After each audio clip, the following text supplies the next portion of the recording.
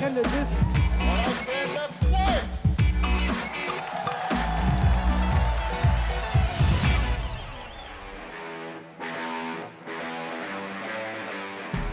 C'est avec grand plaisir qu'on vous retrouve cette année à ce premier match local du Royal de Montréal sur les ondes de TVA Sport. Julien Chapdelaine au micro, accompagné de mon collègue Étienne Fournier.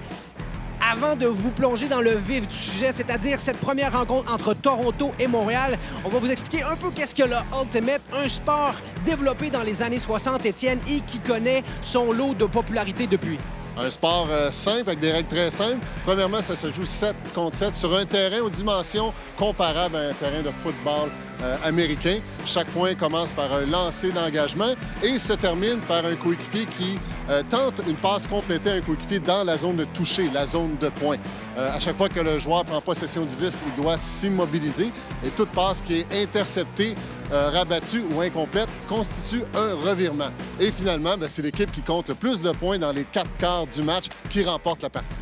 Ce qui en fait un sport intense, spectaculaire, rapide, et on a bien hâte de vous présenter ça. Et le Royal de Montréal évolue dans une division, la division Est, qui compte aussi plusieurs forces en présence. La UDL comporte 24 équipes réparties en 4 divisions, dont la division Est dont tu faisais référence. Et dans cette division-là, il y a 6 équipes. On voit présentement le classement préliminaire des 6 équipes. On voit en tête le Breeze de Washington. S'ensuit Montréal en 2e position actuellement. Par la suite, en 3e position, c'est l'Empire de New York. Et en 4e position, c'est le Rush de Toronto, l'adversaire d'aujourd'hui du Royal. S'ensuit en queue de peloton les Outlaws d'Ottawa ainsi que le Phoenix de Philadelphie. Ces équipes qu'on aura l'occasion de voir ici sur les ondes de TVA Sport tout au long de l'année. Et là, le Royal, devant ses partisans, accueille le Rush. Et on sait que le Royal a connu tout qu'un match la semaine dernière en l'emportant contre l'équipe de Toronto. Là. Une très belle victoire de la troupe montréalaise à Toronto. Donc, Toronto a fait plusieurs erreurs non provoquées sur lesquelles le Royal a su capitaliser, particulièrement au cours des 3 premiers quarts. Au 4e quart, le Toronto s'est ressaisi un petit peu, mais Montréal a su conserver son avance pour remporter une précieuse victoire sur la route qui est définitivement un pas dans la bonne direction pour participer aux séries de fin de saison. Espérons-le. Afin d'en savoir un peu plus sur la préparation de l'équipe pour rencontrer le Rush de Toronto, je m'entretiens avec Félix-Antoine Daigle, le capitaine du Royal de Montréal. Félix-Antoine, vous avez rencontré et remporté surtout le match contre le Rush la semaine dernière. Là, devant vos partisans, c'est quoi le plan de match? C'est sûr qu'avec la température aujourd'hui, on va jouer peut-être un peu plus de zone. Les lancers sont difficiles, le vent il tourne, donc on peut être vent en face et vent dans le dos sur le même point. Mais sinon, on veut vraiment se concentrer sur notre jeu. C'est ça qui a bien fonctionné dans les 3 premiers quarts à Toronto. On complétait nos passes. Quand il y avait des lancers difficiles, des lancers qui flottaient, tout le monde y allait pour les chercher. Puis on a eu beaucoup de pression défensive, donc c'est sûr que ça sonne peut-être un peu cliché, mais c'est ça qu'il faut qu'on fasse. Merci beaucoup, bon match. Tout peut changer selon l'issue de ce match. Advenant que le Royal remporte, il solidifiera sa 2e position dans le classement de la division Est et reléguera Toronto bas en 4e position. Si Toronto remporte, c'est lui qui va prendre la 2e place de la division Est pendant qu'on voit le lancer d'engagement effectué. Montréal qui est en offensive. Nasser, possession du 10, trouve Quinlan au milieu de terrain. On enchaîne bien. Montréal en blanc et Toronto en foncé. Kevin Gou en possession du 10. Veut remettre en soutien.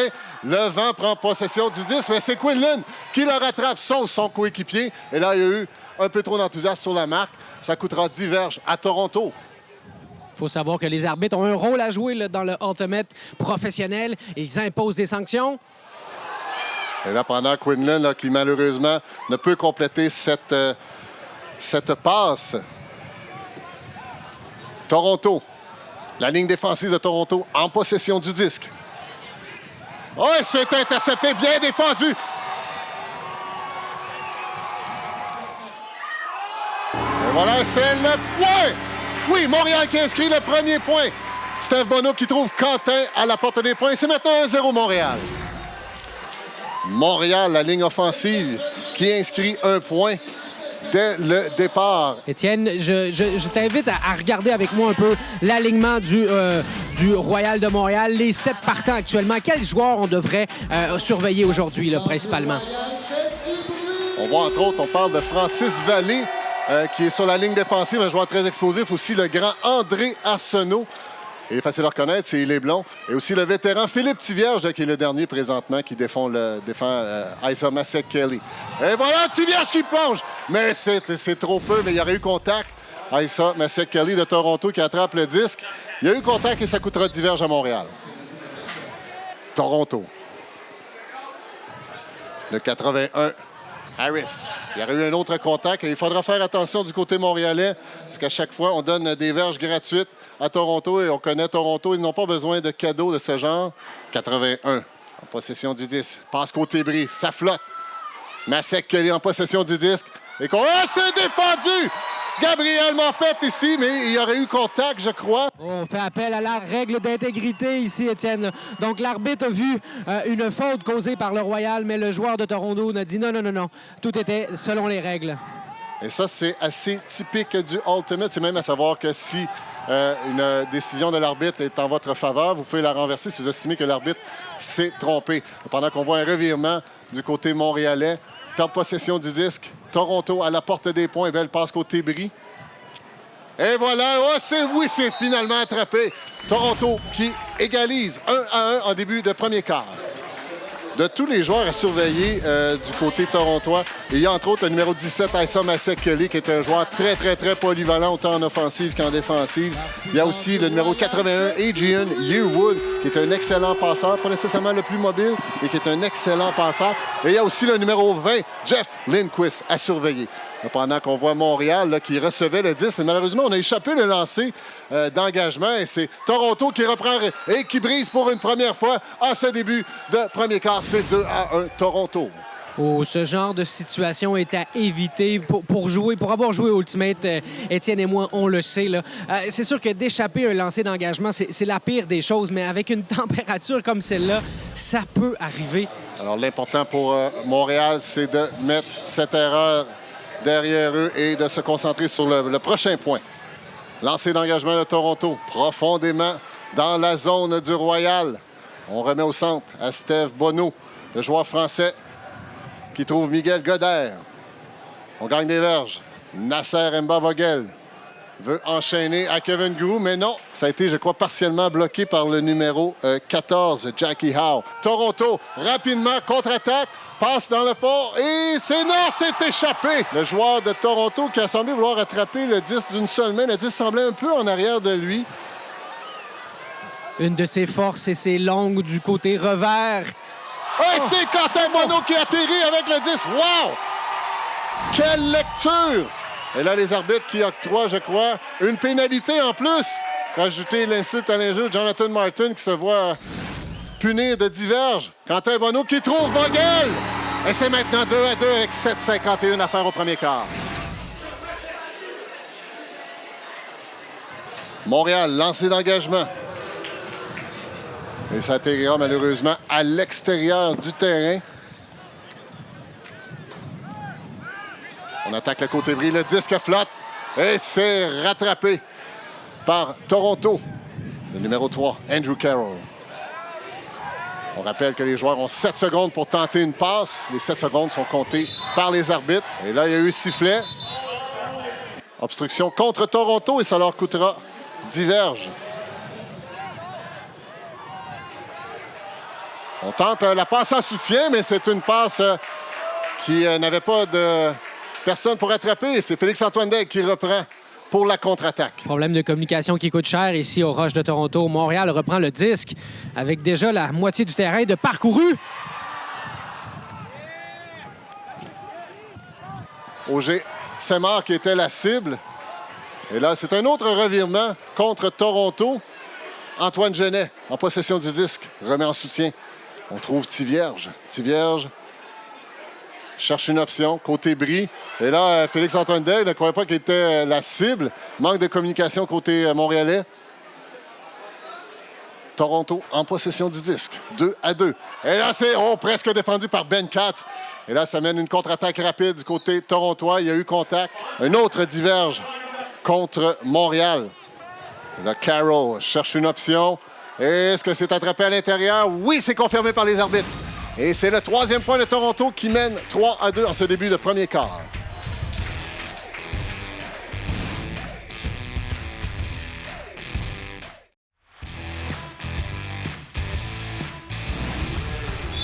Le disque est en jeu. Les arbitres sifflent immédiatement. Il y aurait eu hors-jeu. Et là, ça coûte cher toujours. Là, ça force l'équipe qui reçoit le disque à reprendre possession en milieu de terrain. Oh là là! Oh, il y a eu contact ici. Et là, les deux Français là, qui se trouvent sur le terrain. Quentin fait seul dans la zone de points. Et c'est le 3e point de Montréal. C'est maintenant 3-3 avec 4-29 à faire au premier quart. On le sait, l'an passé, il y avait un duo, Kevin Quinlan et Kevin Groulx. Et là, en dedans de 3 points déjà, le duo Quentin, la France est au rendez-vous, au grand plaisir de la foule ici au complexe sportif Claude Robillard.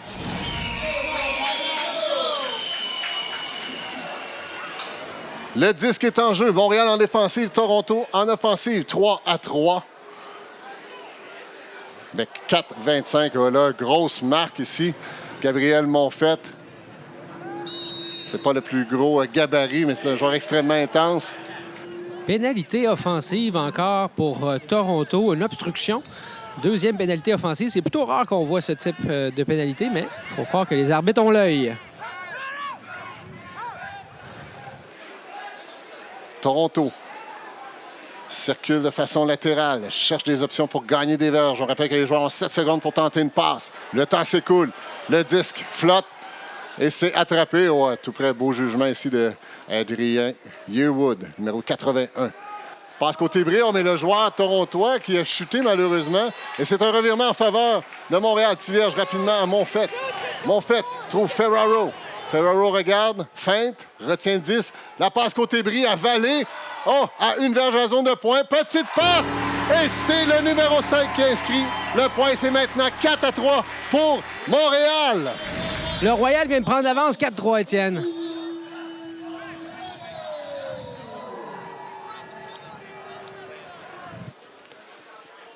Le disque est en jeu. Toronto. Oh, le disque flotte et... Oh, quelle belle pression. Joseph Genet, c'est la passe longue, la bombe. Au joueur torontois, fin seul. Le disque flotte. Et c'est défendu, mais je crois qu'il y a eu contact. Effectivement, les arbitres confirment qu'il y a eu contact. On confirme le point. Et c'est Mike McKnight, ou McKenzie plutôt, qui inscrit le point qui égalise le pointage 4-4. Le disque est dans les airs. Toronto en défensive. Montréal qui tentera d'inscrire un 5e point avec un peu moins de 3 minutes à faire dans ce premier quart. Oh, belle petite passe ici. Il commence à se faire tard. Et là, Steve Bonneau qui envoie une bombe. Ça flotte, mais non. Kevin Groulx qui a bien tenté d'attraper cette passe longue, mais le vent l'a porté. Oh, c'est Kevin Groulx qui s'impose en défensive. Et Quentin Bonneau qui revient rapidement à Miguel Godard. Et c'est maintenant 5-4 Montréal.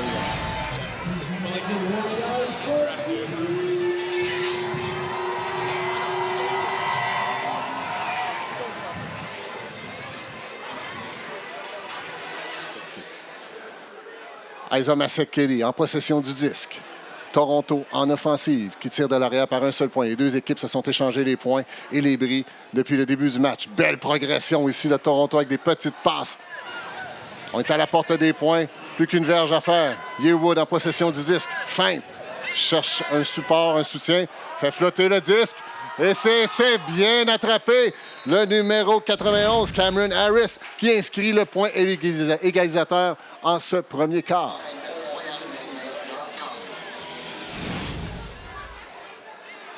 Lancé d'engagement de Toronto qui franchit. Oh, on voit le vent qui a changé de direction, qui va probablement de la gauche vers la droite du terrain. Là, le lancé d'engagement qui a franchi une dizaine de verges après la ligne centrale. Nasser, possession du disque. Enchaîne. À Basile Limoges. C'est un joueur plus à caractère offensif. Tandis qu'on voit Nasser Mbaye-Vogel qui sort du terrain. Il avait effectué tellement un beau tracé pour enclencher ce début de point. Malheureusement, il semble avoir une douleur à la cheville. Il s'est fait piler, je crois, sur son soulier arrière. Et là, Rick Maxwell qui vient de faire une passe. Quelle passe! C'est vraiment une double marque. Il a trouvé son coéquipier Miguel Godard qui, après un beau plongeon, réussit à garder possession de ce disque. Et Montréal est toujours dans le coup en offensive. Une vingtaine de verges. Belle passe brise et c'est complété! On trouve Quinlan pour inscrire le 6e point. C'est maintenant 6-5 Montréal.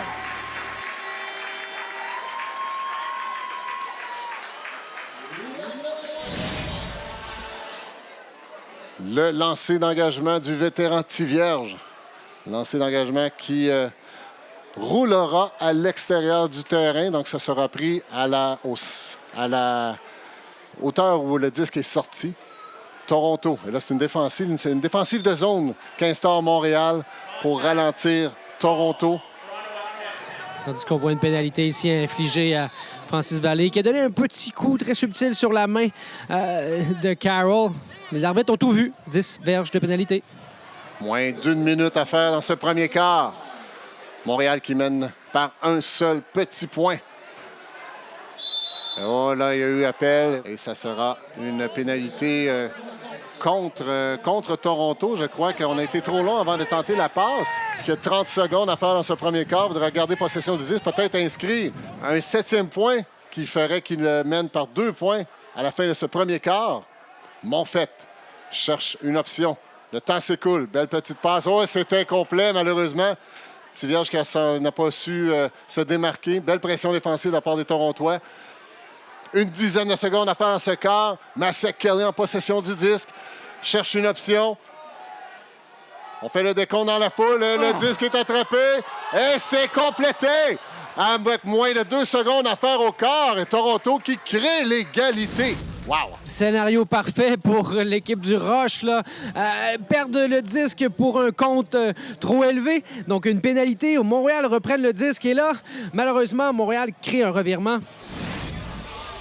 Lancer d'engagement, moins de 2 secondes à jouer. Il faut s'attendre à ce que tous les joueurs de Montréal convergent vers la zone de points. On va tenter la passe longue. Et voilà, c'est parti. Antoine Genet qui lance la bombe. Beaucoup de circulation dans la zone de points. Et c'est complété! Montréal qui inscrit le 7e point. Kevin Groux! Wow! Mon Dieu, c'est pour ça qu'on apprécie les fins de quart dans la UDL. Ça offre toujours une passe Hail Mary, comme on appelle au football. Et dans ce cas-ci, Antoine a rejoint M. Groux pour un 7e point magnifique et spectaculaire. Eh bien, si on avait à conclure là, pour ce premier quart, s'il y avait un scénario souhaité par Montréal, c'est bien celui-ci, de prendre l'avance, aussi mince soit cette avance. On vous revient dans un instant.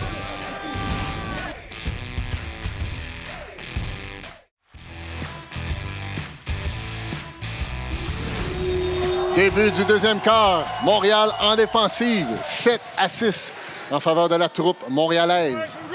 On rappelle que le match est d'une durée de 4 quarts de 12 minutes à temps arrêté. Toronto lance la bombe. Beaucoup de circulation, mais c'est défendu par André Arsenault.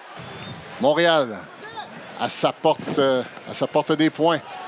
Ben Katz, le spécialiste des lancers d'engagement. Le passe est incomplet, défendu par Toronto, qui rééchappe le disque immédiatement. Montréal qui se fait offrir un petit cadeau suite à des erreurs de Toronto.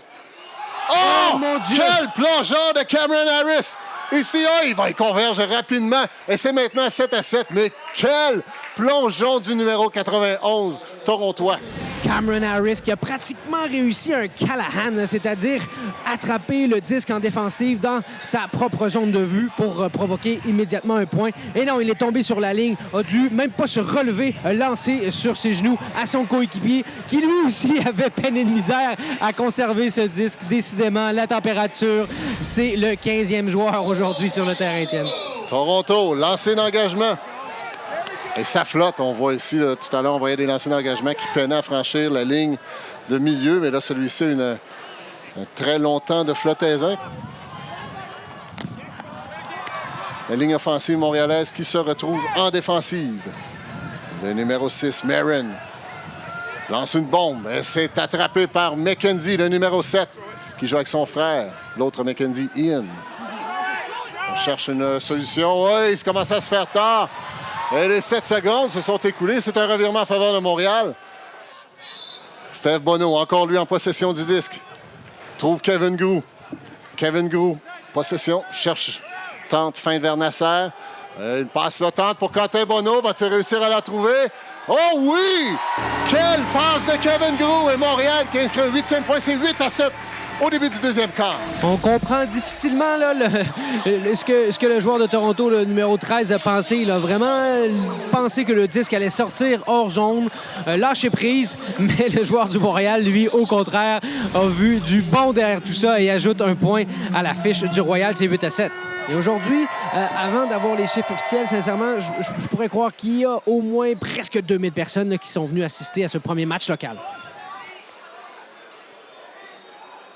Toronto en possession du disque. On circule latéralement. Cameron Harris passe flottante et qui a trouvé son coéquipier Carroll. Très belle passe qui va enchaîner Masakali qui attrape suite à une superbe plongeon. Toronto qui s'accroche, égalise le pointage. 8-8. Tout est dans la finesse là, de la passe là, qui précédait l'attrapée spectaculaire dans la zone de but. On appelle ça un lancer de dépôt, en fait, là, en raison d'un vent quand même important. Les joueurs utilisent le vent pour faire planer, là, donnent juste un petit peu de pression vers le haut, font planer le disque, beaucoup plus facile à attraper. Et c'est ce qui aura permis à Toronto là, de marquer ce point. Toronto, lancé d'engagement. La ligne offensive montréalaise en possession du disque. Kevin Groux, encore lui. On circule à Quinlan. Les deux Kevin qui se trouvent. Oh, mais là, ça a été bloqué. Une belle marque ici. On a parlé des deux joueurs français, les deux Bono, jusqu'à date, qui ont su imprégner, laisser leur marque sur le match. Le Toronto à la porte des points. On circule bien. McKenzie en possession du disque, remet en soutien à Harrison. Oh, et là! Nasser qui a dit non. Nasser qui bloque le lancer là, de Toronto. Une excellente défensive, très payante. Et voilà, encore lui, Nasser, en possession du disque. Tente la bombe, veut trouver Groux. Groux semble bien positionné. Sera-t-il capable de redescendre? Non! Pour les téléspectateurs, lorsqu'il y a un temps d'arrêt, les deux équipes ont droit de changer tous les joueurs qui sont sur le terrain. Pendant qu'on voit Harris qui ne peut maîtriser cette passe et qui offre un revirement à l'attaque. Monfette en possession du disque. Cherche Tivierge. Oh là, il y avait un joueur qui traînait juste là. Monfette n'a su le reconnaître. Et c'est Carroll qui effectue la défensive. Carroll trichait. Là. Avait bien vu, en fait, le tracé sur la ligne que Tivierge tentait. Le disque est dans les airs. C'est pour... Oh, voilà! Harris, encore lui, atterri avec le disque. Toronto, à une vingtaine de verges de la zone de points, que Masakali remet en soutien à Yearwood. Yearwood cherche une option. On s'approche lentement, mais sûrement. Armstrong en possession du disque. Petite passe à la main gauche. Lindquist cherche la passe, elle flotte. Ferraro est là. Beaucoup de trafic et c'est Toronto qui redescend avec le disque et pour la première fois du match, prend l'avance. C'est maintenant 9-8 en faveur de la troupe torontoise. Thompson McKnight qui vient sauver la mise d'une passe encore une fois très flottante. Sincèrement, d'ici, on croyait que le Royal avait réalisé cette défensive-là. Mais non, McKnight était là et c'est un point de plus pour le Roche qui prennent l'avance, 9-8. Toronto qui a toujours été champion de la Division S au cours des 4 dernières saisons. Et là, l'an dernier, on a senti qu'il y avait déjà beaucoup plus de défis de par Washington et par New York. Et là, cette année, ils ont subi la défaite contre Montréal et contre Washington. Et c'est en tout début de saison. Ils ont quand même connu un certain roulement parmi leurs joueurs. Pendant qu'on voit Steve Bono qui feinte la passe longue, qui doit trouver une solution rapidement. Mais là, ça passe dans le trafic. On visait Basile Limoges, mais c'est rabattu par Toronto qui, en rabattant le disque, est à moins de 10 verges de la zone. On passe rapidement, on enchaîne. Et c'est McKenzie qui inscrit un 10e point. Rush mène maintenant par 2 points, 10-8. Oh, l'atmosphère autour du Royal, là, on n'est pas heureux là, de ces 2 derniers points. Ça joue un peu contre eux. Il faut garder le moral afin de revenir un peu de l'arrière et conserver un peu le rythme qui est excellent depuis le début de ce match. Montréal en possession du disque. L'offensive montréalaise qui vient de se faire briser au cours des 2 derniers points. Kevin Groux qui va enchaîner à Quinlan. Quinlan qui, c'est un peu hors de portée. Le disque qui est très instable dû au vent. Et Montréal doit encore se défendre. Et c'est la passe longue. On cherche le numéro 30. Et c'est malheureusement échappé. Tente la bombe, mais c'est intercepté par le numéro 43. Harrison, encore lui en défensive. Numéro 9 sur la marque, Maxwell Rick.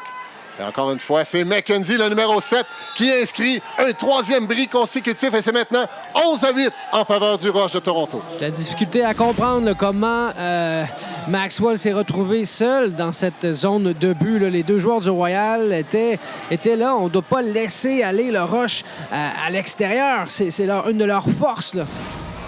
C'est maintenant 11-8, Étienne. Lancé d'engagement. Repris par Félix-Antoine Daigle, qui trouve Antoine Genet.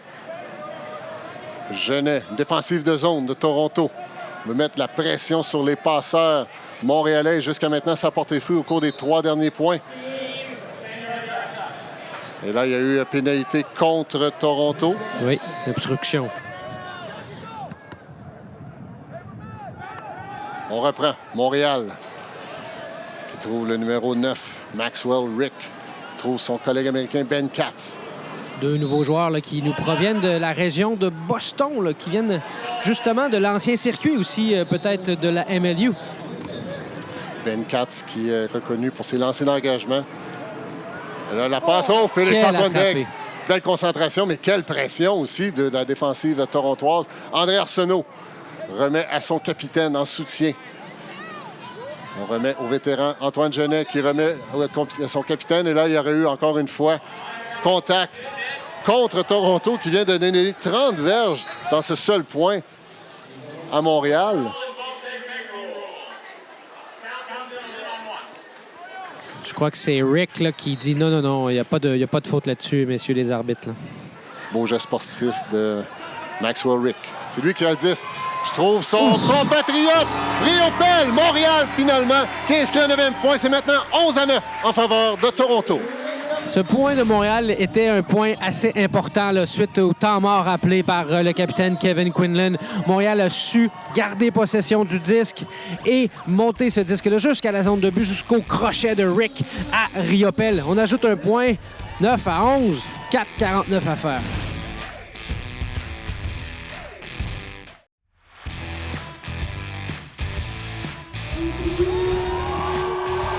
C'est Phil Tivierge qui effectue le lancer d'engagement. 11-9 en faveur des Torontois. Oh là, il y a eu contact ici. Là. C'était accidentel, mais n'empêche que les arbitres ne peuvent passer outre. On voit les joueurs se sont serrés la main. Aucune rancune de ce côté-là. Ça fait partie du sport. Et là, ça a été trop long. On a remis le disque trop tard. Et ça sera un revirement en faveur de Montréal. Là, environ une quinzaine de verges de la zone de points. Montréal se positionne, beaucoup d'espace. C'est Philippe Tivierge qui prend le disque. Tivierge, il trouve Vallée. Vallée, à moins de diverger à la zone de points, cherche une solution. Remet sagement à Monfette. Monfette, lui aussi. On est patient du côté de Montréal, mais ça fait tard là, pour la part. Et c'est Ferraro qui attrape cette passe et qui inscrit un bris pour réduire l'écart à un seul point. C'est 11-10 en faveur de Toronto. Mais l'espèce d'hybride de ligne défensive, là, on voit entre autres Félix-Antoine Daigle sur le terrain. On voit aussi Kevin Groux, des joueurs plus à caractère offensif. Mais on tente la passe, le lancer d'engagement roulé vers l'extérieur. On voulait tenter de bloquer avec une défensive de zone. Ça a eu un succès partiel. Mais là, c'est Kevin Groux qui intercepte la passe qui est un peu... on ne sait pas trop qui était le destinataire de cette passe, mais peu importe, revirement en faveur de Montréal. Groux, en possession du 10, fait la passe longue à Arsenault. Ça sera une bataille dans les airs. Et c'est Arsenault qui lit le 10 de façon correcte et inscrit le point égalisateur. C'est 11-11 avec 3-17 à faire au deuxième quart.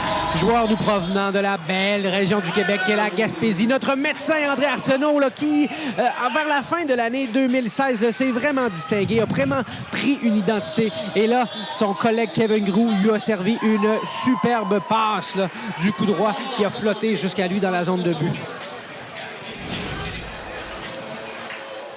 Le lancer d'engagement d'Antoine Genet qui atterrira à l'intérieur du terrain. Un beau lancer d'engagement. Immédiatement, Montréal applique une pression en défensive. Le numéro 19, McKnight, en possession du disque, trouve son coéquipier. Feinte pour la longue, remet en plein centre. Belle série de passes des Torontois. Yearwood qui circule bien le disque. Oh là, c'est bloqué en défensive. Taylor qui fait un bloc là, de la marque. Une des belles défensives que l'on peut voir. A su lire là, le mouvement de feinte de son joueur et qui malheureusement échappe la passe par la suite. Montréal qui se retrouve en défensive, en mi-terrain. Toronto qui menace. 11-11, 2,35 à faire au deuxième quart. Toronto qui travaille bien la latéralité du terrain. Martin en possession du disque. Enchaîne à son coéquipier. McKnight, encore lui. Masek Kelly. Et là, la foule là, qui encourage son équipe. Le numéro 3, Carroll, qui trouve encore Masek Kelly. Toronto, très patient. On circule le disque. On veut marquer. Yearwood qui se démarque. En possession du disque. 7 verges à faire pour le point. Et c'est le numéro 3, Carroll, qui conclut le débat en inscrivant un 12e point. C'est 12-11 en faveur de Toronto.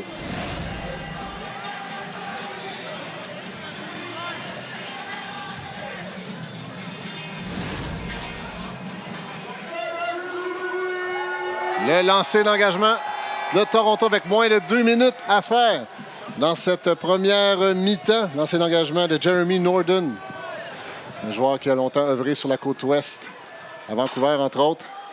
Nasser, qui jongle un peu avec le disque, mais qui finit par en prendre le contrôle. Et c'est la passe longue! Miguel Godard qui chasse! Oh! Malheureusement! Nasser contre le vent. Excellente passe là, du côté ouvert. Un revers qui a vraiment fracassé, brisé le vent. McKenzie qui trouve son coéquipier John Martin. La passe longue qui flotte. Ça sera... Oui, ça a bien été... c'est attrapé finalement par Toronto qui inscrit un 13e point, qui reprend une avance de 2 points en cette fin de deuxième quart. 13-11 Toronto.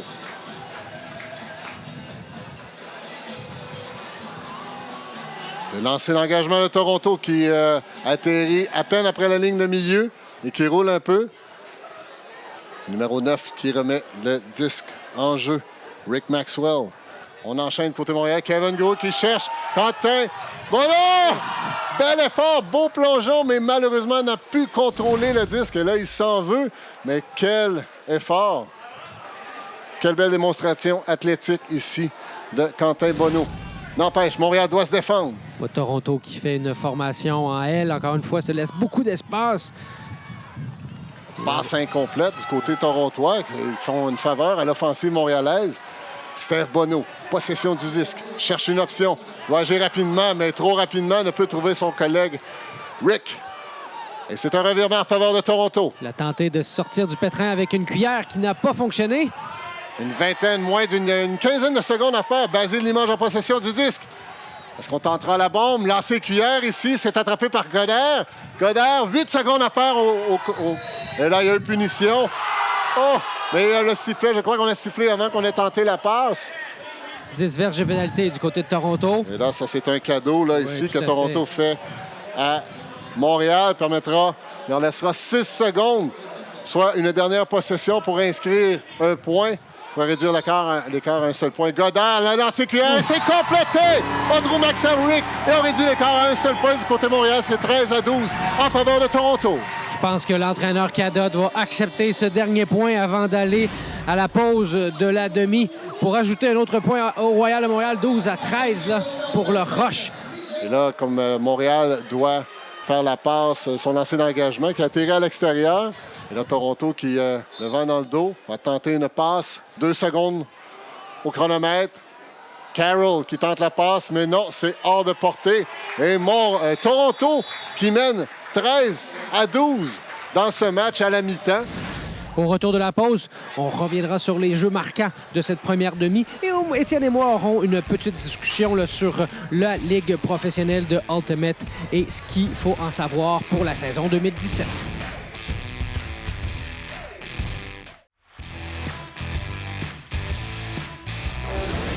On profite de cette mi-temps du Royal de Montréal contre le Rush de Toronto. C'est 13-12 pour le Rush, Étienne. La première demi, c'est quand même bien déroulé. On a eu du beau spectacle, des revirements, bien sûr, en raison de cette température. Mais il y a 2-3 moments qu'il faut se souvenir, là. Bon, un des moments importants, c'est le fait que le Royal a remporté le premier quart par un seul point, 7-6, sur un lancer. Je vous salue, Marie, mais peu importe, le résultat était que Montréal était en avance au premier quart. Deuxième point important lors de cette première demi, le fait que Toronto a su s'imposer, a brisé de façon consécutive 3 fois l'offensive montréalaise. Mais après un temps d'arrêt de Kevin Quinlan, Montréal s'est ressaisi, a réduit l'écart à un seul point à la mi-temps. Donc, ce sont les points saillants de cette première mi-temps. Temps d'arrêt fort opportun de la part du capitaine Quinlan. Étienne, j'aimerais revenir sur quelque chose qu'on a parlé en début de l'émission de cette ligue professionnelle de la UDL. On le sait, là. Elle se développe un peu partout aux États-Unis. On va rencontrer au cours de la saison ici à peu près 7 équipes là, dans la division Est, mais elle est beaucoup plus vaste, là. La UDL comporte 24 équipes là, pendant qu'on voit la carte de la répartition des équipes sur le territoire nord-américain. Les équipes, évidemment, se répartissent. Ce sont les gros marchés de Ultimate. On regarde dans un premier temps du côté ouest, marché de San José et San Francisco. Il y a un gros bassin de joueurs élites. Si on va plus au nord-ouest, la région de Seattle et Vancouver aussi regroupe un bassin très intéressant de joueurs élites. Donc ça, c'est pour la côte ouest. Quand on traverse de l'autre côté du continent, la Nouvelle-Angleterre est évidemment très bien représentée quand on parle, entre autres, des équipes dans la région de Philadelphie, New York, Washington et aussi, sans oublier, Raleigh en Caroline du Nord. Donc, en termes des équipes canadiennes, on voit aujourd'hui la franchise de Montréal et de Toronto. Il y a aussi une franchise canadienne à Ottawa, les Outlaws, qu'on verra plus tard cette saison. Et il y a aussi une franchise à Vancouver qui s'appelle le Riptide. Excellent. Et là, on va voir, en fait, Montréal accueillera le championnat, le Championship Weekend, qui aura lieu ici même à Montréal. Un événement majeur là, qui regroupera, en fait, là, les meilleures équipes, qui aura donc des demi-finales le samedi et la finale aura lieu le dimanche. Ça va se passer en août. Cette fin de semaine de championnat va couronner le champion 2017. Donc, la saison régulière qui comporte 14 matchs pour chacune des franchises, dont la moitié se font sur la route. Après ça, il y a des finales pour chacune des 4 divisions. Et ce sont les champions des 4 divisions qui vont se rencontrer le 26 et 27 août prochain à Montréal. Par le passé, l'année dernière, c'est la franchise de Dallas, le Roughnecks, qui a remporté les grands honneurs. Les années précédentes, on a vu San Jose à 2 reprises. Toronto a déjà été couronné champion. Et aussi les Spinners de Philadelphie, il y a 5 ans, lors de la première saison de la UDL. Il est toujours possible de se procurer les billets pour participer à ces finales. Ce sera tout un événement les 26 et les 27 août prochains, ici même au complexe sportif Claude Robillard. Nous allons retourner au match et on espère avoir un spectacle aussi spectaculaire face à des partisans très enthousiastes. De retour au match. La table est mise pour la deuxième demi. Toronto en défensive. Lancé d'engagement que recevra Montréal. Lancé d'engagement qui atterrit à l'extérieur. On amorce le troisième quart avec une marque double. Et là, la passe qui flotte. Et malheureusement, là, Maxwell Rick ne peut la rattraper. C'est un revirement contre Montréal. Le temps s'écoule. On rappelle que les joueurs ont 7 secondes pour tenter une passe. John Martin qui enchaîne. Jackie Howe. Jackie Howe cherche une option. Montréal qui se défend.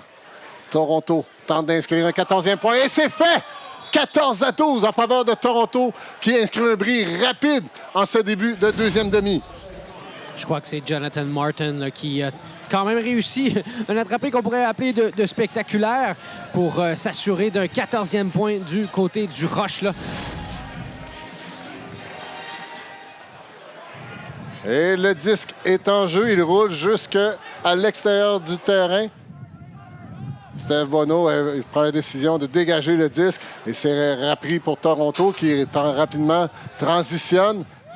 Cherche à inscrire un 15e point. On remet oh, quel attrapé! Ici, là. Et là, c'est un peu cocasse, Maxwell Rick. Là, le joueur il a passé entre les deux jambes. Jeremy Norden, le numéro 42 de Toronto, qui est un des 2 Norden à évoluer, dis-je, dans la UDL. Toronto qui inscrit un 2e bris rapide dans ce début de 3e quart et qui creuse l'écart de 3 points. Maintenant 15-12 en faveur des Torontois. C'était sûrement pas le scénario qu'espéraient les fans du Royal et l'équipe là, de capitainerie du Royal de Montréal non plus.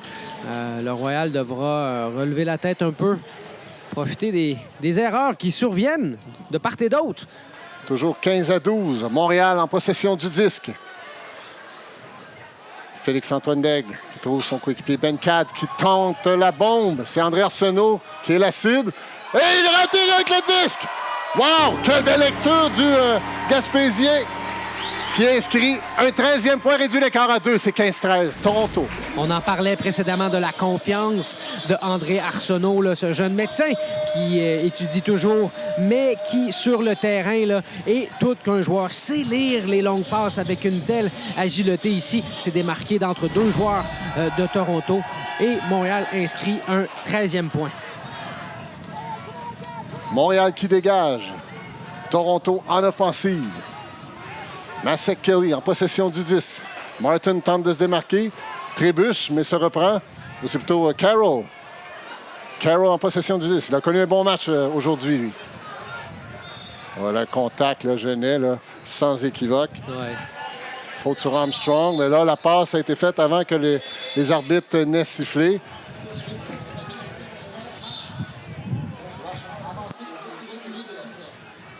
Yearwood. Est-ce que ça a été? Oui, ouais, on dit que c'est bon, c'est bon. C'était très serré, Étienne. Masek Kelly trouve Yearwood à quelques verges de la zone de points. Yearwood, feinte. C'est voilà, Carroll qui s'est ouvert à la dernière seconde. Était surveillé de très près par le capitaine Félix-Antoine Daigle, mais Toronto inscrit un 16e point et rétablit l'écart à 3 points en ce début de troisième quart. Toronto qui joue avec une confiance avérée là, en début de cette deuxième demi. Il souhaite conserver cette avance. Ses passes sont convaincantes aussi. Les tracés que chacun des joueurs mène sont très précis et l'énergie y est là. Jarrett Marin de Toronto, c'est lui qui effectue le lancer d'engagement qui atterrit à l'intérieur, tout près de la ligne de côté. Montréal là, qui ne peut se permettre de laisser l'écart s'accentuer. Et là, c'est Quinlan qui dit avoir attrapé le disque.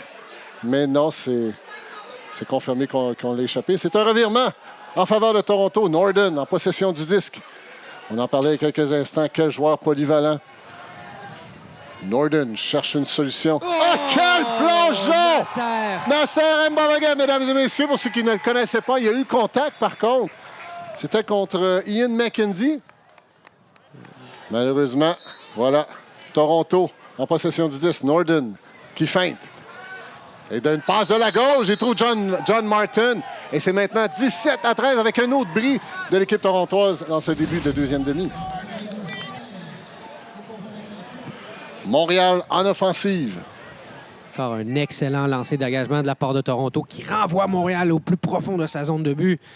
Ça met encore plus de pression, ça. Kevin Groux en possession du disque. Cherche une solution. Le temps s'écoule. 7 secondes seulement pour tenter une passe. Et là, il se débarrasse du disque en espérant qu'un de ses coéquipiers puisse le rattraper. Et c'est oh là là! Il y avait beaucoup de trafic. Et c'est Toronto. Encore Norden là, qui vraiment a pris le contrôle du troisième quart et tente une passe un peu précipitée encore à John Martin plutôt, mais il y aurait eu contact. Les arbitres ne l'ont pas vu, mais ça a été une faute d'intégrité encore une fois. Et c'est la combinaison encore une fois. Norden qui trouve Martin dans la zone de points et c'est malheureusement un 18e point en faveur de Toronto. 18-13 avec 8-12 à faire au troisième quart. Là. Toronto qui domine ce troisième quart, là, qui viennent d'inscrire un troisième bris, je crois, dans ce troisième quart. Alors, troisième quart difficile là, pour la troupe montréalaise, mais ils devront se ressaisir s'ils veulent aspirer à la victoire. Félix-Antoine Daigle en possession du disque. Alimente David Ferraro. Pivote bien. Tente la longue Antoine Genet. Mais malheureusement, ça sera trop long. Montréal doit se défendre. Les Genets qui sont toute une famille de sportifs. Là. On sait que Marie Genet a une belle carrière au niveau élite féminin aussi. Là. Une autre infraction. Et c'est contre Toronto, encore une fois. Ils sont complètement à côté sur leur ligne. Et là, la foule se met à la partie. Là. Et non, c'est le revirement. Le voici. L'opportunité pour Montréal de réduire l'écart. J'en profite là, pour dire que ces passes-là qui sont dans le sens du vent ne sont pas moins faciles à réaliser. Là. Ça reste qu'on doit connaître comment le vent va faire transporter son disque parce qu'il le rabat au sol assez rapidement, même s'il est dans votre sens, ce vent. Le disque est un objet très différent d'un ballon de football ou d'un ballon de soccer, là. C'était la passe d'Antoine Genet qui a trouvé Ben Katz pour inscrire un 14e point. C'est maintenant 18-14. C'est à peu près à mi-chemin dans le troisième quart. Toronto en possession du disque. On joue une défensive de zone là, du côté montréalais. Tente de ralentir la machine torontoise. Masek Kelly en possession du disque. On bouge le disque de façon latérale avec peu de gains de verge. Somme toute, on garde possession du disque. Et là, la passe était pour Yearwood, mais c'était hors de portée. Mais il y aurait eu contact sur la marque. C'est André Arsenault qui a fauté. Toronto, toujours en possession du disque. La passe est dans la zone de pointe. C'est Yearwood qui se reprend avec un beau plongeon. Et là, belle attrapée. Toronto qui a inscrit un 19e point. C'est 19-14, 5-48 au troisième quart.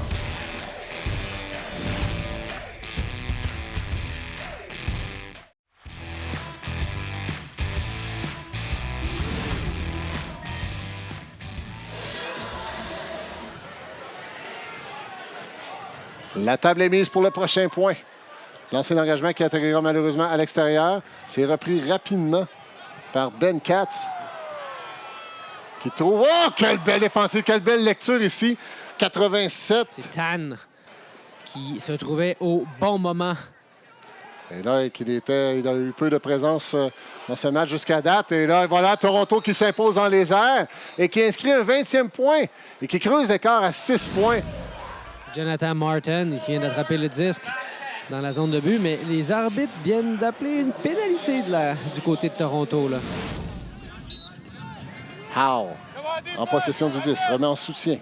Oh, et c'est bien bloqué ici, Basile Limoges, qui dit non et qui bloque la passe. Au Ultimate, on peut bloquer le disque avec ses mains, mais là, Basile Limoges utilise ses pieds. Encore lui, Basile Limoges, qui attrape cette passe qui flottait, semblait avoir flotté une éternité. Ben Katz, possession du disque, cherche une option. Trouve Quentin Bonneau, qui alimente. Oh là, il y a eu contact. Et là, Montréal à la porte des points. C'est Rick en possession du disque. Que fera-t-il? Passe dans l'espace et voilà! Trouve Miguel Godin et inscrit un 15e point. C'est 19-15, toujours en faveur de Toronto. Maxwell Rick qui est allé avec une petite passe déposée. Tout ce que ça prenait là, pour que Montréal puisse attraper facilement ce disque dans la zone de but. Ça redonne confiance à l'équipe de Caroline Cadotte là, qui en a bien besoin parce qu'il reste 4 minutes 33 secondes à faire en ce troisième quart. Et là, la foule là, qui s'anime, là, veut donner de l'énergie aux représentants locaux qui tirent de l'arrière par 4 points. Une avance qui est loin d'être insurmontable. Il reste encore beaucoup de ultimate à jouer. Tente. Feinte pour la longue, défendu par Malik Auger-Sémard. Le très énergique Malik Auger-Sémard. Oh. Et là-haut, ça a été bien récupéré par Toronto. Yearwood qui a sauvé les meubles sur la dernière séquence. Tout à fait. Là, on voit des petites passes. C'est des joueurs droitiers qui effectuent des passes de la main gauche. Oui. Et voilà, c'est le niveau technique que ces joueurs-là sont capables d'exécuter. Mais là, il y a eu contact. Ça coûtera diverge à Montréal, ça. Ce genre de pratique-là là, qu'on voyait beaucoup moins, là, je dirais, il y a 4 ou 5 ans, c'est-à-dire l'ambidex, la qualité ambidex là, des joueurs qui peuvent lancer de la droite ou de la gauche. Mais maintenant, c'est pratiquement chose commune. Pendant que Toronto manque l'occasion d'ajouter un point au grand bonheur de Montréal. Et ça semblait conclu, ce point-là, mais Yearwood, une petite surprise à la dernière seconde. Probablement que le vent lui a joué un tour. Une belle passe de Lindquist, une passe flottante dans la zone de pointe. Là qu'on voit Malik Auger-Sémard, la recrue, qui cherche une solution. Mais là, ça a été trop long et ça sera une perte de possession. Oh, temps d'arrêt, là, dernière seconde, là. On évite la perte de possession de disque par un temps d'arrêt. Et le disque est en jeu. On revient de ce temps d'arrêt. Grou attrape le disque après avoir glissé. Et là, ça joue, c'est physique sur le terrain. Et là, ça jouera contre Montréal. Et de leur côté, 10 verges. Gros qui fait une passe canon à Maxwell Rick et ne peut la maîtriser. C'est un revirement en faveur de Toronto à la porte des buts. Montréal qui doit se défendre encore. Toronto cherche une passe en soutien. C'est attrapé par Howe. Et là, il tente la part. Oh, malgré le bel effort, je crois que c'est de Coder. Toronto inscrit un 20e point. C'est McKenzie qui inscrira ce point.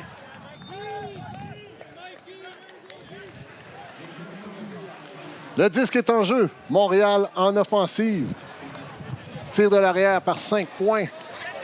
Toronto avec une défensive homme pour homme avec une marque double. On trouve Gabriel Monfette qui échange avec Antoine Genet. Kevin Groux se met de la partie aussi. Tente la bombe à Nasser. Et non, c'est trop court. Ça sera reprise de possession de Toronto à leur propre porte des points. Et c'est la bombe. Et c'est rabattu par Quentin Bonneau ici. Il est donné des ailes ici à Montréal, tandis qu'Antoine Genet reprend le disque. Lui qui aime bien lancer la longue passe. Trouve Miguel Goder. Feinte de lancer marteau. On n'a pas vu beaucoup de lancer marteau, mais là, c'est une passe dans les chevilles de Goder. Là. Toronto à 7 verges environ de la zone de points. Il mène déjà par 5 points. Cherche une solution. Et le disque flotte toujours. Et c'est rabattu, soit par Arsenault ou par Tivierge. Le résultat est le même. Et c'est la bombe! On cherche Vallée. Et non, c'est un peu loin. La passe de Taylor était belle. Elle était belle, elle planait, mais un peu trop pour le joueur Vallée là, qui n'a jamais été en mesure de rejoindre ce disque. Toronto qui se doit de traverser encore une fois le terrain au grand complet. Le Carroll qui tente une passe. Et là, c'est Ferraro. Le disque flotte encore. Et là, c'est Tivierge. Oh! Quel incroyable dénouement!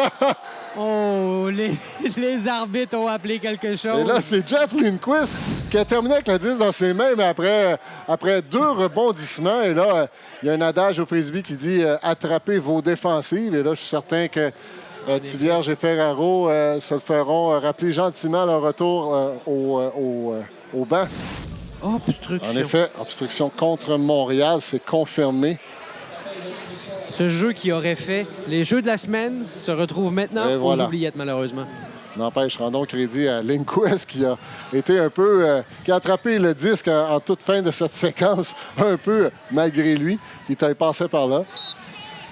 Carroll a connu un excellent match aujourd'hui, malgré que, autant par les points qu'il a comptés ni les passes, mais il a été très, très présent. Et c'est la bombe! McKnight qui alimente Carroll, on vient tout juste d'en parler. Fin seul! Et il a inscrit un 21e point avec 16 secondes à faire au 3e quart. Avec un écart de maintenant 6 points, le Montréal ne peut pas se permettre de laisser un joueur comme Carroll se démarquer de la sorte et marquer un point dans la zone de but. Il était fin seul. On est en fin de 3e quart. Toronto qui mène par 6 points. Et Julien, où je suis, le moral des Montréalais là, semble avoir pris un coup là, dans ce 3e quart. Oui, tout à fait. Là, les mines sont basses. Les joueurs tentent de trouver réponse, là, disons, au succès du Rush derrière-moi. C'est pas un succès, c'est pas une domination, sauf que le Rush réussit à marquer simplement des points, profite des erreurs des Montréalais. 5 secondes, la bombe. Et non, personne ne redescend avec le 10. Aucune faute d'appelé par les arbitres. On tente la bombe. McKenzie là, qui a tenté désespérément une dernière passe, mais il ne restait plus de temps au tableau. C'est 21-15 après 3 quarts de jouer, et ce, en faveur de Toronto.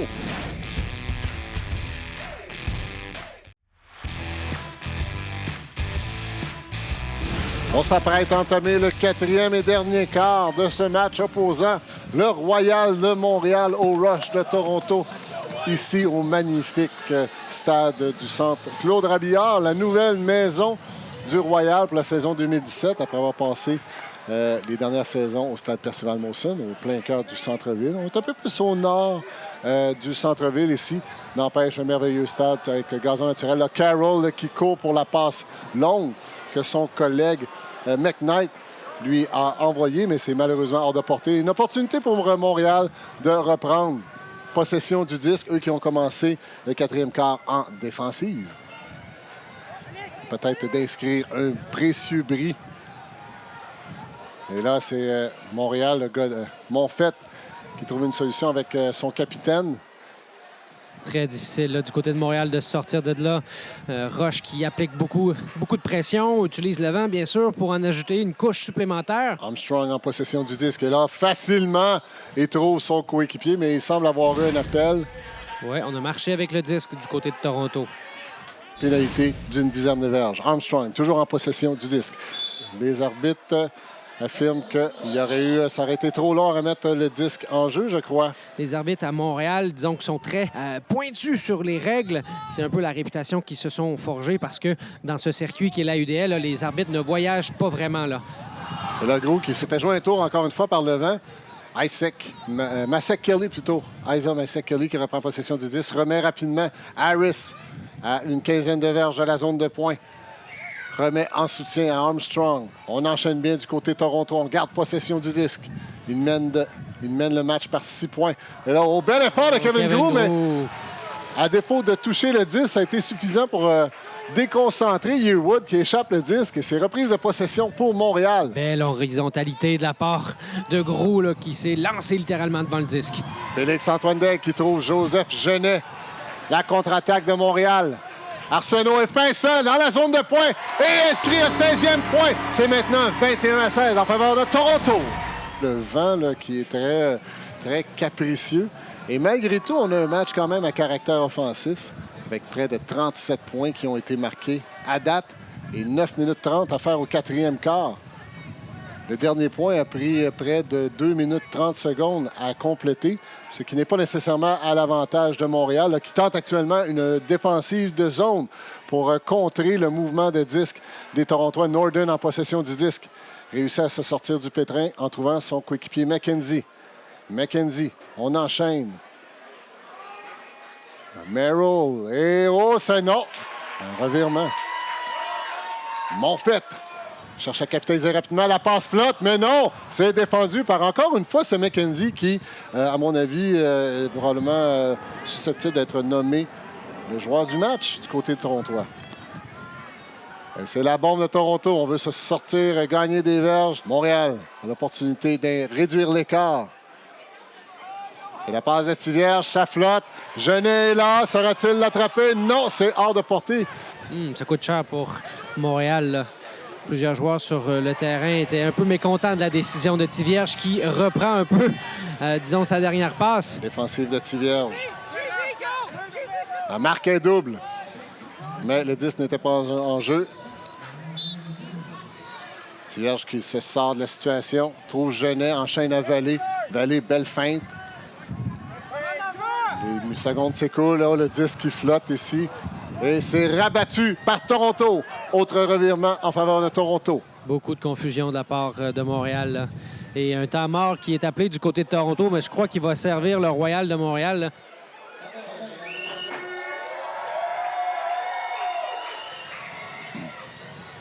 Toronto, possession du disque. Après ce temps d'arrêt, le disque flotte et c'est Mba Vogel qui reprend le lancer sous coupe. Mais là, c'était un peu provoqué. Ça a été facilement défendu par le joueur torontois. Mba Vogel qui a dessiné littéralement où il allait envoyer le disque. C'est sûr que la passe en cuillère, comme vous l'avez vu, a tendance à flotter. Donc, c'est un disque qui est sujet quand même à revirement, surtout lorsqu'il y a du vent. Martin en possession du disque. Ramène à Howe. À une quinzaine de verges. On cherche une solution. Bien défendue par Montréal. Et là, et oh! Vogel qui s'impose physiquement. Il y a eu contact, mais les arbitres estiment qu'il non. Il n'y a pas eu de pénalité. Et là, rapidement, on tente la bombe avec Ben Katz, mais c'est hors de portée malgré. C'était une bonne décision, mais l'exécution laissait à désirer. Ouais. Et Montréal qui, encore une fois, doit se défendre avec 6:34 à faire au match et au quatrième quart. Parce que Kevin Quinlan n'avait pas d'autre choix là, que de tenter cette bombe-là. Surtout qu'il réalise souvent de belles passes de cette manière. La bombe, on cherche McKenzie, mais c'est plutôt Tivierge qui va l'intercepter. Remet rapidement à Ben Katz. Et là, Toronto le sait, là, ils vont empêcher les lancers longs. Le temps joue en leur faveur. Vogel. Oh non, c'était malheureusement hors de portée. C'était quand même bien pensé, mais... Montréal qui accélère un peu du côté de l'offensive, là, a le pied sur la pédale, veut provoquer des choses. Ça semble pas fonctionner. Léger contact avec Félix-Antoine, les joueurs de Toronto. Pénalité de diverge. On tente la bombe. Il y a eu contact encore une fois, le Martin. Là. Mais on reprendra. La passe est incomplète, mais il y a une faute sur la marque. Un peu plus de 5 minutes à faire au match. Vallée sur la marque. Les arbitres font entendre leur sifflet. Il y aurait eu punition contre Toronto encore une fois.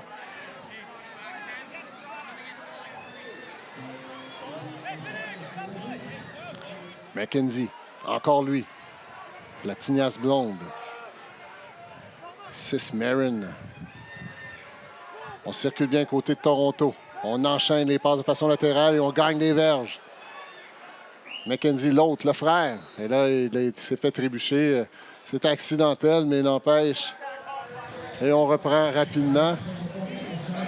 Toronto en pleine possession de cette fin de match. Mène par 5 points. Jackie Howe, possession du 10, remet. Et là, Toronto là, qui contrôle. Aucune presse. Est-ce que... Non! On dit que ça a touché le sol avant d'être attrapé. C'est en faveur de Montréal.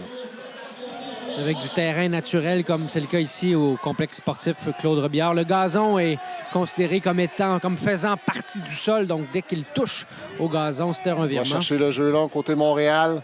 Ben Katz en possession du disque. Trouve Malik Auger-Semard. Gros tente de se démarquer. Semard remet plutôt en soutien. Trouve Ben Katz. Cherche les options. On tente la longue. À Malik. Oh là, il a freiné à la dernière seconde. Il voyait qu'il y avait un contact qui aurait pu être dangereux. C'est une bonne décision lorsqu'il reste moins de 3 minutes. On tire dans l'arrière par 5. On ne veut pas se blesser, surtout qu'on est encore en début de saison. Toronto toujours en possession du disque. Montréal qui espère toujours. Tire de l'arrière par 5 points avec moins de 2,30 à faire au match. La bombe ici. Oh! Quel défensif! C'est toujours en jeu. Oh, malheureusement pour Montréal. Quel plongeon défensif d'Antoine Genet. Mais le disque est resté suspendu. Et McKenzie n'a eu qu'à le cueillir dans le fond de la zone de points pour inscrire un 22e point à ce 4e quart. À Toronto avec le lancer d'engagement de Jonathan Martin. Et là, Toronto, si la tendance se maintient avec 2-18, 6 points d'écart, s'ils confirment leur victoire aujourd'hui, ils se mériteront non seulement la 2e place de la division S, mais en plus remporteront la Rumble Cup, qui est un trophée que les deux équipes ont démarré. Et là, pendant qu'on voit Godard, oui, très belle passe de Quentin Bonneau qui trouve Miguel Godard. Et là, Montréal qui a décidé, non, ce n'est pas terminé. On va inscrire un 17e point, réduire l'écart à 5 points cette fin de 4e quart.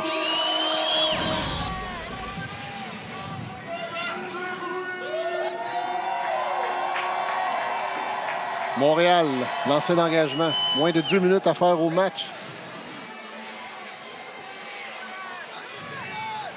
Et l'équipe gagnante ramène le Rumble Cup chez eux. Et là, pendant une très belle passe ici, c'est Jeff Lindquist qui s'était bien démarqué, qui n'a eu qu'à cueillir cette bombe là, qui a franchi près de 40 verges contre le vent, je crois. Et Toronto qui réinstaure une avance de 6 points en cette fin de match. J'en profite là, pour vous inviter sur les différents médias sociaux du Royal de Montréal, notamment sur sa page Facebook, mais également sur Twitter, sur Snapchat et sur sa chaîne également de YouTube, Royal Ultimate TV, où il est possible de revoir les matchs, revoir les faits saillants et plusieurs autres documents visuels intéressants. Environ 1:30 à faire à ce match. Montréal qui tire dans l'arrière par 6 points. Prochain rendez-vous du Royal de Montréal sera ici même à la maison la semaine prochaine. Ils affronteront le Phoenix de Philadelphie. Alors, on vous invite d'être des nôtres pendant qu'on voit une petite passe, une petite lame lancée à Basile Limoges. Mais là, malheureusement, une passe imprécise. Et c'est un revirement en faveur de Toronto. Montréal qui se doit se défendre. Un peu plus d'1 minute à faire au match. Toronto circule le disque. Toronto, très patient. Il sait qu'elle contrôle le match. John Martin cherche une opportunité. Un beau petit lancer, lame ici, et trouve son coéquipier, Paul Tatulea. Toronto, avec le lancer d'engagement, ça atterrira à l'extérieur. Montréal qui tentera de réduire l'écart, qui pourrait peut-être avoir une signification devenant une égalité lors des victoires, des points pour et des points contre en fin de saison. Groulx en possession du disque. Cherche à remettre en soutien à Genet, mais oh, c'est là, c'est... Oh! Et là, ça rebondit. C'est malheureusement Genet qui n'a pu contrôler le disque. 30 secondes à faire. Lindqvist en possession du disque. Lindqvist qui trouve son coéquipier Harris. Ces deux-là se connaissent très bien. Et là, il y aurait eu contact aussi. Alors voilà, Yearwood tente la passe, mais c'est Arsenault qui intercepte. 12 secondes à faire au match. Arsenault trouve Genet. On met la marque double sur Genet, mais il y a eu contact. Ça coûtera un autre diverge à Toronto. Et là, on se prépare là, pour une fin de match endiablée. On va tenter la bombe. Genet qui met la bombe dans la zone de points. Et c'est non. Malheureusement, ça a été dévié par la défensive torontoise. Et voilà, c'est là-dessus que se termine le match. Une victoire du Rush de Toronto contre le Royal de Montréal par un pointage de 24-17. Merci beaucoup, Étienne. Je suis en présence d'André Arsenault. André, tu as connu un très bon match. Tu as été élu joueur du match. Tu as fait 3 points, de nombreuses défensives. Mais d'un point de vue collectif, là, la première demi, c'est quand même bien passé. Mais en deuxième demi, il me semble que les choses ont tourné. Là. Toronto a mieux connecté que nous, cette game-là. Difficile avec la température, le vent ici dans le stade qui est difficile à jouer avec. Beaucoup de facteurs qui viennent nous déconcentrer un peu. Mais il n'y a pas d'excuse. Il faut vraiment qu'on revienne plus fort le prochain match puis qu'on soit plus concentré. Le prochain match, justement, contre Philadelphie. Comment on peut s'ajuster là, suite au match d'ouverture d'aujourd'hui? Comment on se prépare pour affronter le Phoenix? Bien, c'est clair que c'est des répétitions en équipe. On a des joueurs cette année qui viennent d'un peu partout. Il nous manque encore un petit peu de cohésion. Mais vous l'avez vu, là, on a des gars qui vont vraiment sortir du lot. Il y a Quentin Bonneau qui a eu un excellent match. Je pense que ça vaut la peine d'en parler. Puis, c'est ça. On va se mettre à connecter. Je suis pas inquiet que ça va s'aller juste en s'améliorant. Merci beaucoup. Bon match. Je te retourne voir tes fans à l'arrière pour signer des autographes. Donc, merci beaucoup à vous tous là, d'avoir été avec nous pour ce premier match du Royal sur les ondes de TVA Sport avec Étienne Fournier, mon collaborateur, bien sûr, sur la passerelle. On se donne rendez-vous la semaine prochaine. Là, le Phoenix de Philadelphie débarque ici au complexe sportif Claude Robillard pour affronter le Royal. Qui sait, est-ce qu'on aura droit à la première victoire du Royal cette année, ici même à Montréal? Bien, vous le saurez la semaine prochaine sur les ondes de TVA Sport.